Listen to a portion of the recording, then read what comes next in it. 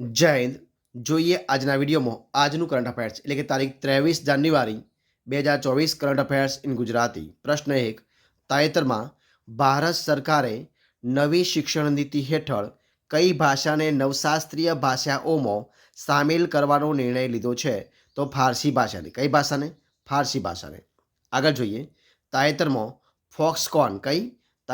Foxconn કંપનીએ ભારતમાં chip packaging અને પરીક્ષણ સુવિધા સ્થાપિત કરવા માટે કયા જૂથ સાથે ભાગીદારી કરી છે? તો એસસીએલ ગ્રુપ સાથે. એસસીએલ ગ્રુપ સાથે. એનએચએઆઈની એક ફાસ્ટેગ પહેલનો પ્રાથમિક ઉદ્દેશ શું છે?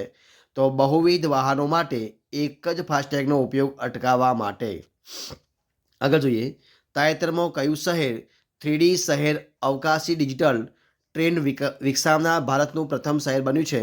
તો વારાણસી. કઈ બની છે? વારાણસી. તાજેતરમાં સમાચારોમાં જોવા મળેલું સુલતાનપુર પક્ષી અભયારણ્ય કયા રાજ્યમાં આવેલું છે? તો હરિયાણામાં. ક્યાં આવ્યું છે? હરિયાણામાં. આગળ.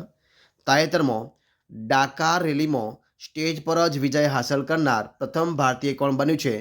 તો હરિત નો. કોણ બને છે? હરિત નો. કયો દેશ મત્સ્ય પાલન પર સંયુક્ત રાષ્ટ્ર FAO સમિતિનો ઉપાધ્યક્ષ બન્યો છે? તો ભારત. કયો બને છે? ભારત. કયા રાજ્યની સરકારે મુખ્યમંત્રી મહિલા